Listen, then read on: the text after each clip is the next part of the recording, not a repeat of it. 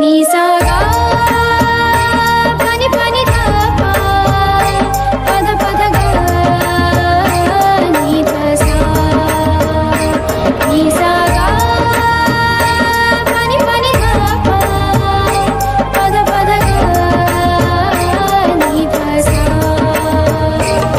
ही गाथा अस्तित्वाची शौर्याची पराक्रमाची ही गाथा अस्तित्वाची शौर्याची पराक्रमाची या मातीमधल्या कणाकणातील मौल्यवान रत्नांची या मातीमधल्या कणाकणातील मौल्यवान रत्नांची कर्तृत्व इथे गगनाला भिडे परिमोल जाणून घेऊ व्यक्तिविशेष नमस्कार. Radio MPSC Guru spreading the knowledge powered by spectrum अकॅडमीमध्ये मी रत्नमाला सूर्यवंशी तुमचे सर्वांचे स्वागत करते. विद्यार्थी मित्रांनो, आज आपण व्यक्तिविशेष या सत्रांतर्गत रासबिहारी बोस यांच्या जीवनकार्याविषयी थोडक्यात जाणून घेऊया. रासबिहारी बोस यांचा जन्म 25 मे 1886 रोजी झाला. भारतीय स्वातंत्र्य चळवळीतील एक क्रांतिकारक देशभक्त. फ्रेंच चंद्रनगरच्या परंतु सिमल्याला एकटे राहून सरकारी छापखान्यात नोकरी करणाऱ्या विनोद बिहारींचा हा मुलगा. त्यांच्या जन्मतिथीविषयी तसेच जन्मस्थानाविषयी एक वाक्यता नाही. बहुतेक तज्ज्ञांच्या मते त्यांचा जन्म आजोळी सुबलदाह येथे झाला, पण आई लगेच गेली. सावत्र आई व आजोबा कालीचरण यांनी संगोपन केले. चंद्रनगरला किंवा आजोळी कोणत्या शाळेत हा आडदंड मुलगा स्थिर झाला नाही. उलट विद्यार्थी दशेतच चंद्रनगरच्या तरुण क्रांतिकारी गटाशी त्याने सूत जमविले होते. शिश घोष व अमरेंद्र चटर्जी यांनी त्याला क्रांतिदिशा दिली होती. मुलगा शिकत नाही म्हणून वडिलांनी त्याला पुढे शिमल्याला आणले. घरीच इंग्रजी व टंकलेखन शिकविले. दोन्ही चांगली प्रगती झाल्यावर आपल्या छापखान्यात चिटकवून दिले. स्वतंत्र वृत्ती व क्रांतीकडे ओढा असल्यामुळे घर सोडून दूर डेहराडूनला जंगल खात्यात रासबिहारींनी नोकरी धरली. 1908 पासून 1913 पर्यंत वारंवार रजा घेत असून सुद्धा कशीबशी नोकरी टिकली. त्यावेळी बंगालच्या अनेक शहरातून, त्याचप्रमाणे बनारस, दिल्ली, लाहोर इत्यादी शहरातून क्रांती गट कार्यरत होते. प्रत्येक गटात एक तरी बंगाली असायचाच. त्यामुळे रासबिहारींना या सर्वांशी संबंध ठेवणे सुलभ गेले. 1912च्या मध्यास त्यांनी बंगाल चंद्रनगरला जाऊन बॉम्ब साहित्य आणि अनेक तरुण क्रांतिकारक जमविले. बसंत कुमारला आपल्या घरीच बरेच महिने ठेवून पूर्ण संधी दिली. बंगाली व पंजाबी क्रांतिकारी नेत्यांच्या सल्ल्याने व्हॉइसरॉयवर बॉम्ब टाकण्याची योजना आखली. बसंत कुमार तयार झाल्यावर त्यास लाहोरला धाडले. 22 डिसेंबरला लॉर्ड चार्ल्स हार्डिंग मोठ्या मिरवणुकीने दिल्ली येथे प्रवेश करून तेथे भारताची राजधानी सुरू करणार होते. आदल्या दिवशी रासबिहारी डेहराडूनहून व बसंत कुमार लाहोरहून दिल्लीला आले. एका क्रांतिकारक मित्राकडे दोघेही उतरले. दुसऱ्या दिवशी हत्तीच्या अंबारीत दिमाखाने बसलेल्या व्हॉइसरॉय साहेबांवर बसंतने बॉम्ब फेकला. हार्डिंगना गंभीर इजा झाली. शरीररक्षक ठार झाला. रासबिहारी बरोबरच होते. दोघेही नंतर लाहोर डेहराडूनला परतले. पुढे रासबिहारींनी पुरविलेल्या बॉम्बच्या साहाय्याने व बसंत कुमारच्या मदतीने लाहोर गटाने धमाल उडवून दिली, पण शेवटी बिंग फुटले. दिल्ली कटाच्या खटल्यात बसंत कुमारासह दोघांना फाशी देण्यात आली.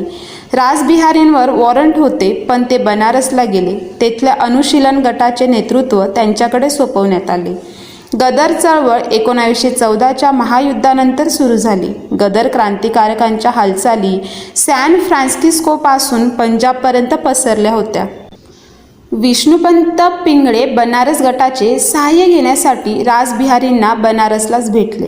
ज्या पंजाबमध्ये मुख्य उठाव योजिला होता तेथे समर्थ नेतृत्वाची उणीव होती. पिंगळ्यांच्या विनंतीवरून रासबिहारींनी पंजाबच्या गदर उठावाची योजना तयार करण्याचे मान्य केले. थोड्याच अवधीत त्यांनी सुसूत्रता आणली. क्रांतिकारकांचा विश्वास संपादन केला. पण एका घरभेद्याने संकलित उठावाची खडानखडा माहिती पुरविल्यामुळे आदल्या दिवशीच धरपकडी झाल्या.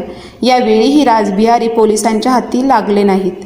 निरनिराळ्या खटल्यातून ते फरारी आरोपी म्हणून जाहीर करण्यात आले होते. हजारो रुपयांची इनामे घोषित झाली होती. विद्यार्थी मित्रांनो, रासबिहारी यांचे अनेक भाषांवर प्रभुत्व, गुप्ततेच्या नियमांचे काटेकोर पालन, चाणाक्षपणा, हजरजबाबीपणा आणि बेमालूम वेषांतरे करण्याची हातोटी यामुळे ते पुढे काही महिने पंजाब, बनारस, चंद्रनगर येथे राहू शकले. शेवटी जून 1915 मध्ये ते जपानला पवननाथ टागोरांच्या पारपत्राच्या मदतीने निसटले. तेथेही युद्ध संपेपर्यंत त्यांनी करण्याचे व ब्रिटिशांच्या हवाली करण्याचे हुकूम काढले. तेव्हा ते तेथेही अज्ञातवासात गेले. पुढे शोभा व जपानी युवतीशी विवाह केल्यामुळे काही वर्षांनी म्हणजे 1923 साली त्यांना जपानी नागरिकत्व मिळाले. पुढे 18-19 वर्ष त्यांनी लेखन भाषणाद्वारे हिंदी स्वातंत्र्याच्या प्रश्नावर जपानी जनतेमध्ये जाणीव निर्माण करण्याचा अखंड प्रयत्न केला. जपानी जीवनाशीही ते समरस झाले होते. पूर्व आशियातील हिंदी लोकांची 1942च्या मार्चमध्ये भव्य परिषद घेऊन त्यांनी हिंद स्वराज्य लीगची स्थापना केली.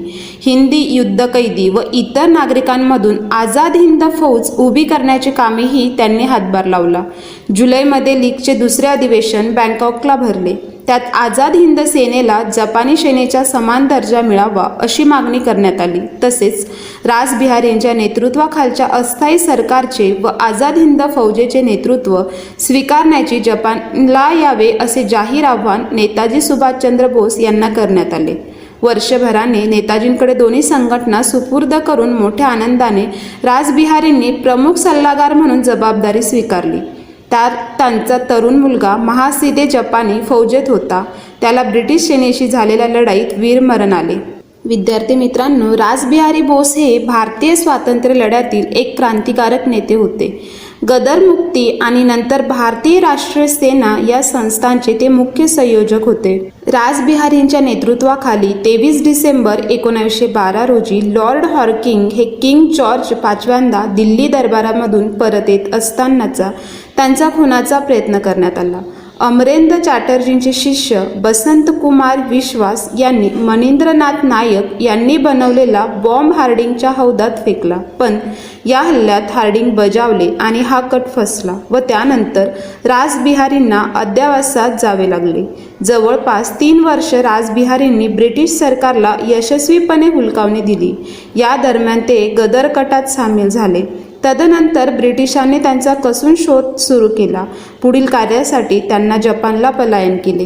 रासबिहारी बोस यांचा मृत्यू 21 जानेवारी 1945 रोजी टोकियो, जपान येथे झाला. विद्यार्थी मित्रांनो, अशा प्रकारे आज आपण व्यक्तिविशेष या सत्रांतर्गत रासबिहारी बोस यांच्या जीवनकार्याविषयी थोडक्यात आढावा घेतला.